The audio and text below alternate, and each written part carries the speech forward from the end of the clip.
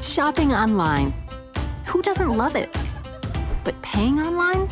That's where you're faced with an endless sea of form fields. And that's why there's Visa Checkout. Sign up now. Could you see this hamper the growth of the cashless payment services? In terms of spend, we are still seeing 19% growth on the e-commerce volume.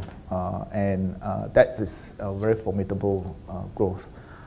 Transaction is almost double of that at 41% growth.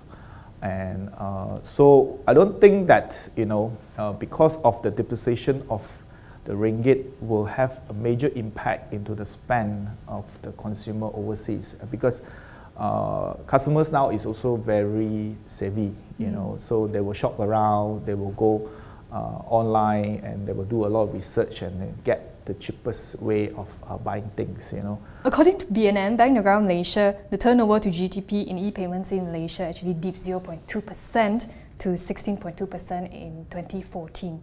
How would you see this cashless society growing here in Malaysia? We are still seeing more than 10% year-on-year growth in terms of the spend in 2014. In fact, the latest data that we are seeing, we are also seeing a growth of close to 10%, a double-digit growth, even though after the post GST environment. So when we look at 2011 and 2012, we saw double-digit growth. But in the past 2 years, the figure actually came down to 5.3 and 6.1%. So what about the transaction value per capita? Even though if you see that the number of transactions has actually come down, of course, the ticket size actually has increased in terms of the number of transactions. So the implementation of the GST will not have a big impact to the overall spend. I think that's just a knee-jerk reaction.